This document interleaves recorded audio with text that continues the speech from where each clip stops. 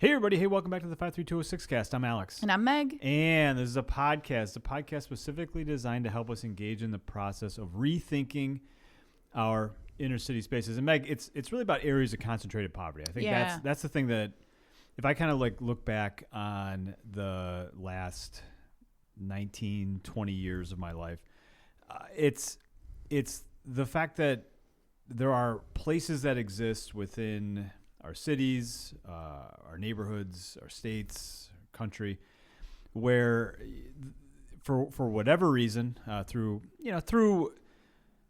in some ways because it's just the way that things have gone, and in some ways some very systematic things that were done. We have areas where the poor are concentrated. And all sorts of things happen there. Typically crime and poverty, there's a corollary between those two things. When we talk about access or we talk about privilege, typically the privilege is that you can get away from those kinds of spaces. And because of that, a narrative develops. And this podcast is really just trying to push back on that narrative and write a different story about inner cities and areas of concentrated poverty in general. So we've lived in the poorest zip code in the state of Wisconsin for the last almost 19 years, because we have been married for 19. I'm pretty sure I agree 2006. with that. Yeah, that's which the I think math. 19 plus 6 is 25, and we're in 25 now. So, yeah. You see a lot and you learn a lot about the way that the world exists, and hopefully that we can offer a slightly different or unique perspective. And Meg, I would say just I don't sit and stare at the podcast download numbers. Sure. But I do check them every once in yeah. a while. So I'm like, I just wonder what's been going on with that. And Meg, they continue to do a little better. They just keep getting a little bit better, a little bit better. Yeah. Which, I think it's great. I love it when someone downloads the podcast. But I also think it's great because you wouldn't listen to you and I ramble on about the inner city of Milwaukee unless you cared about the inner city of Milwaukee, or, another inner city space that is similar to the one that we live in. Yeah. And so it's encouraging. It's encouraging to see, okay, the numbers mean that, because I remember when we first started doing the podcast, we'd have, I would download it, you would download it. Yeah, my mom would download it. Yeah, your mom maybe. So what did we end up with? Four downloads an episode. So it's encouraging to hear, or to at least see those numbers, because I think that they mean that there's a community of people that care. Yeah. And a lot of times, it's super fun and really cool when somebody that is a listener reaches out and says, "Oh, I heard that you were thinking of doing this thing, and I can help with that." Yeah. Because we talk about for We Got This, the neighborhood garden program. We talk about We Got This a lot, in that it's the more people that we can have that consider themselves a part of the we, that's a good thing. Yeah. That's a good thing. Well, and I love that what you just said, like this podcast is about changing narratives. And I think like me and you we have experiences every day. And it just made me think of, and I told you about this experience, but there's a guy who he used to work at the liquor store, and just, just a go-getter of a guy. Like one time I saw him, like he's a handyman. One time I saw him mowing a bunch of lawns. Like this summer I saw him multiple times mowing a bunch of lawns with a lawnmower with 3 wheels. That's hard to do. And so I was talking to him yesterday. He came over. Me and Dex were shoveling the We Got This garden sidewalk, and he came over and he had a shovel, and he was like super excited, and he was like, business has been good. I've been shoveling a lot. And, I noticed like the clothes he was wearing were like a little bit more run down than normal. And so, we were talking, and like he told me all about like his journey to like stop drinking as much. And like he's like, I feel like he comes to the garden and like he tells me like all the cool things that he's trying to become, which like I love that. Like he's trying to be a healthier version of himself. And so I was like, how are you doing with drinking? And he's like, well, it's been hard since my house got burned down. Sure. And I was like, oh my gosh, and like, he's not like, and so I was like, he's like, like I don't have like very many pants. I don't have very many shirts. And so he's just kind of like telling me this in passing. And I was like, what size do you wear? And he said 32. And I was like, okay, Alex wears like, I'm sure you have some older ones, you know? So like, and then I reached out to a few people and they were like, yes, I have some clothing. So like, I feel like there are just constantly times in my life, by living around here, that I'm just in awe of somebody who they lose everything. They're telling me about what they're grateful for. Mm-hmm. And, he's telling me how business is good, how he's able to be shoveling, how, and I feel like I'd be like a crying baby if my house burnt down and all of my stuff got ruined. Sure. And so I feel like it's always inspiring for me to be able to just be in this community where people have such different life views than I have, and that can just teach me so much.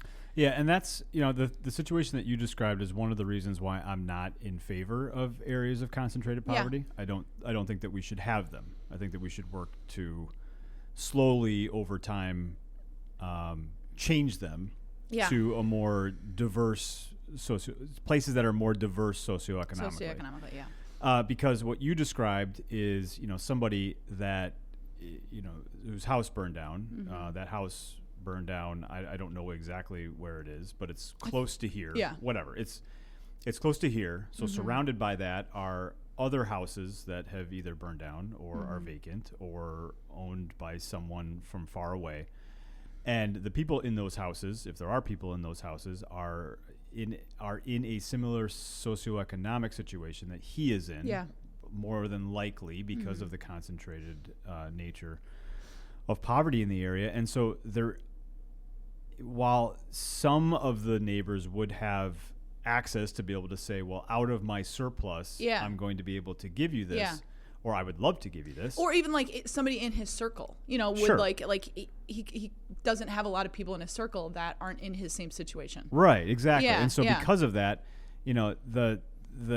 the ability to go and to give, first off, if you're not in a space like that, it's really hard sometimes to find avenues to give your extra Yeah. to. Yeah. And I think that's kind of a fundamental belief that I have. If you have some extra, that you give it to somebody. And I don't think that's not new, and it's not novel, and it's not different. Some people call it tithing. Some people just have a general, in their budget or just in the way that they organize their life, have money that they're fine with giving away, or out of their excess, they have the desire to give that away. But if we have these spaces that are so densely concentrated, it's really hard to make an avenue in to find the guy whose house burned down, who's probably not going to go to the Salvation Army and go through that process.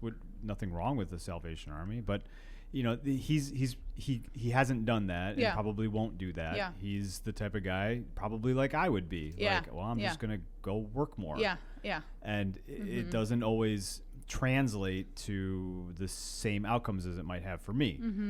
And so, I think that ability to say, okay, I know this guy, I've talked to this guy. I mean, how many times have you talked to him? Oh, like 100. Right. And I feel like every time I'm out mowing my lawn, every time he's around. And he's like, can I help? Can I get a few dollars for trimming the bush? Whatever. So he's like a super hard worker. Yeah.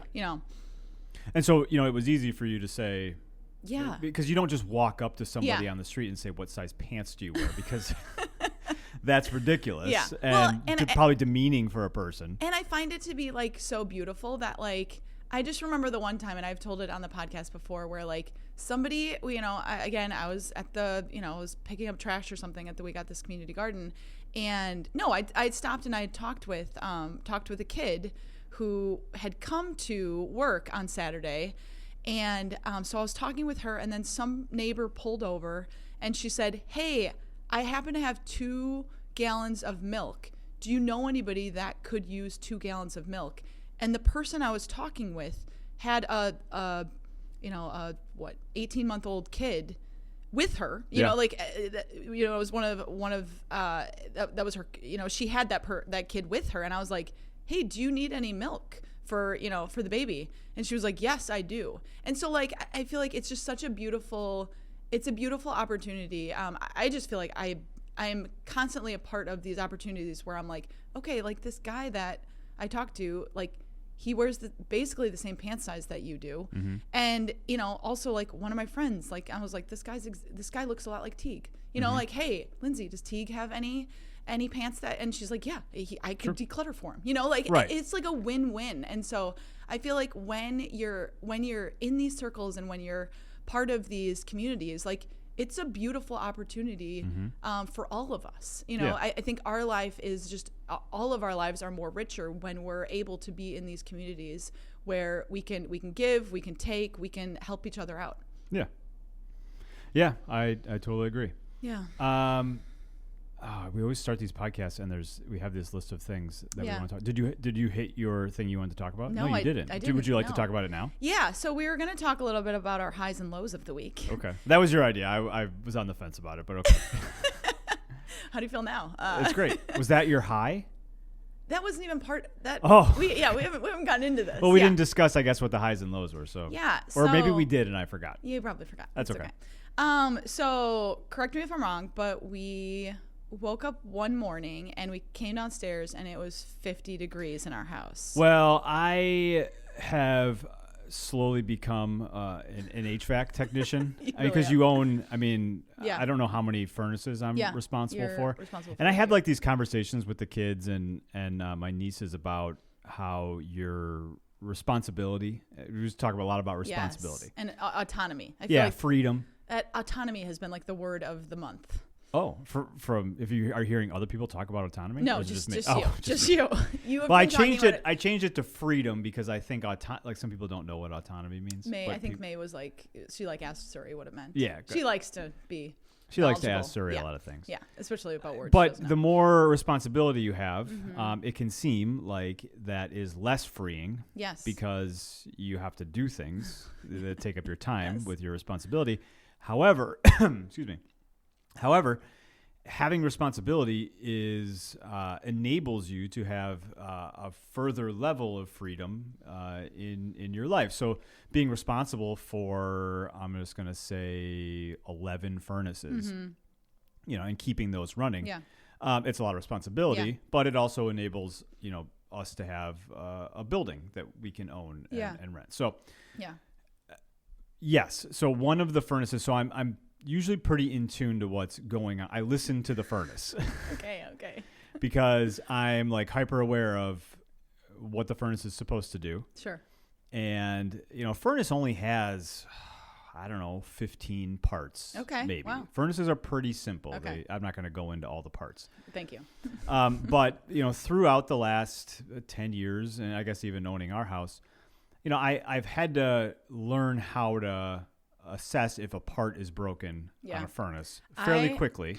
And I remember, I think when we lived upstairs our house and we had other people living downstairs, you were at a conference or something. I was somewhere far away. And our furnace broke. And I could have just probably went downstairs. I feel like probably Alan was living downstairs or something. I probably could have just went downstairs to sleep. But I remember the furnace broke and I'm sure it was cold. And it was very cold. I remember I probably had like 10 blankets and I was still cold. Yeah. But I feel like, through the years you've had your fair shares of, our furnace is breaking, the tenant's furnace is breaking, and you've been able to fix them. Yeah. Yeah, because again, it's only, let's call it 15 parts. Yeah. If some of them are fixable, you can do some things to test if the part is good or bad. Sure. Whatever. So I actually noticed it that night when I thought, it's a little chilly. Yeah. And then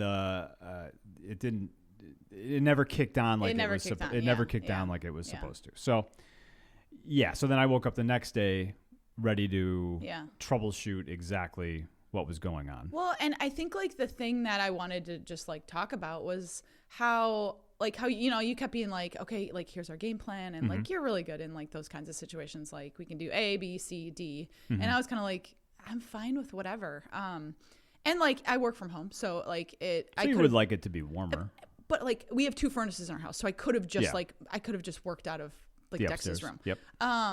But I just thought it was super interesting how a lot of times, so we have 3 different houses that have that have tenants in it. You've fixed up these houses, they work really well, but there are still some problems sometimes. Well, some things do require maintenance. Yeah. Furnace requires maintenance. Yeah. It's not like the plumbing, which Yeah. you should expect to last for 50 or 60 years. Yeah. Furnaces last 10, 15 years. Water heaters, same thing.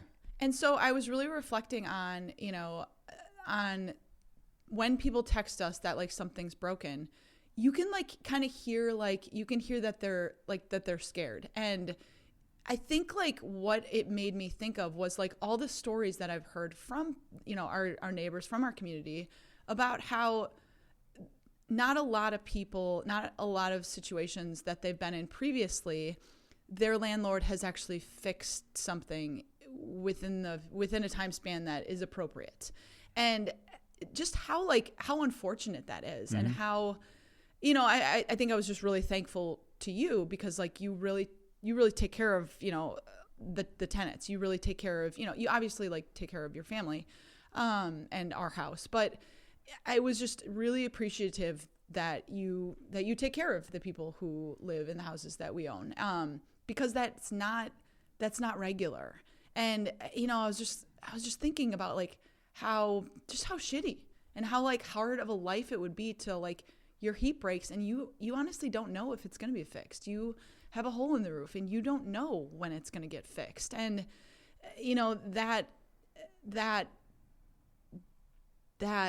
that bar like just really needs to be raised in our community, that people who have these out-of-state landlords, they don't get the same service, they don't get the same quality, and they don't get the same respect that they deserve. Well, I think if you are, going back to responsibility, if you are responsible for a building, you're responsible to meet what you said you were going to do in the lease that you provided, to the tenant. And, it doesn't say it specifically in the lease, like, I'm going to make sure your heat works, like it's implied. But, you should expect that if something does break, that you are going to go, you're going to go fix it. Yeah. And there's a big difference between something cosmetic that breaks, sure, or, if the door on the medicine cabinet falls off, I'm not going to rush over there at 9 o'clock. Holder. Yeah. I'm not going to rush over there. Yeah. But I mean, I'll put it on my list, yeah, and then within a couple of days, I'll probably stop by. Yeah. But, some of those things are, they're kind of emergencies, and they don't need to be an emergency. And I think the transferring of responsibility, or the transferring of problems from the tenant to the landlord, is something that is kind of inherent in that agreement, that if something does happen, you're going to help, make it right, take that responsibility, or take that problem and make it your own problem, because it should be your own problem. Yeah. In the news recently, there was, I think it was an entire apartment building that like the heat had just been out. And so one of the women who lived there, she like reached out to the news, and I thought like, what the hell? Like, why does she have to reach out to the news? And it just made me think like about like the value of people, and like the people who owns that apartment building like does not value the people in the apartment building. And that's just that's not right. Yeah. 'Cause I'm sure they've made a ton of money. Yeah. On the apartment building. Yeah. They're just profiting off of people that they don't care about. And that just, we just see that happen over and over again. I mean, let's go back to the house that burned down. Like the guy got nothing, our neighbor got nothing out of that. And, the house just burned down, and oh, well, sure. It's just like, you don't value the people who live there, and you also don't value like their valuables. Yeah. Yeah. It's just like, I feel like I'm constantly reminded of like, people who live in our community just aren't treated fairly, and that's not okay. So was that your high or your low for the week? That was my low for the week. Did you have a high? Yeah, I think the high was that we bought another house. Oh, sure. I didn't know if you wanted to talk about that. We can, sure. Yeah. So I think it we'll probably do like a whole episode. Yeah. In the near future, because I want to talk about some of the financial parts of it. Yeah. Well, and I mean, I just think like it's such like a full circle moment, because we've talked about Tiffany before on the podcast, and how Tiffany came to us, probably 10 years ago. 10 years ago ish, and she had some back taxes, and she was scared, and she said, "Can you buy my house?" and we weren't in the position to be able to buy our house. It needed a lot of work, and we didn't have the money to do it. And that's the house we ended up buying. Yeah. Yeah. So, just down really right next to, or very, very close to some of the newer garden spaces where we got this. So it's exciting. It is really exciting. I think, it's exciting. It's such a full circle moment for me too. And I feel like we'll get more into this, but like no work's been done in that house for 10 years. No, it's been like, there's been people living in it, but I remember you went and you looked at it 10 years ago, and they were using an extension cord. Yeah, a lot of the electrical. It's not a good situation when some of the electric doesn't work. Mm-hmm. I almost feel like you either want all of it to work or none of it to work, because if some of it isn't working, that means that down the line, I mean, if all the breakers are on and and the panel works fine, but if there's something that down the line isn't on, like if you've got 10, which is too many outlets all on one breaker, and they're all connected together, and after the second outlet, the other 8 don't work, that means that there's something wrong. Yeah. There's something wrong going on in that second box or the third box. There's something that's not right. And a lot of times that's the stuff that causes electrical fires. Well, and the house next to it did burn down from an electrical fire. Yeah. And so, they're even just kind of walking through it. Maybe tell the story real quick and then we'll wrap up. But when I contacted the listing agent for the house, there's no keys because it's been vacant and boarded up, and so they don't provide you with keys. I don't even know if keys do exist for this. Sure. Okay. And so he said you have to, there are no keys, but you need a T25, which you don't know what that is. I don't know what that is. There's a flathead screwdriver, a Phillips head screwdriver.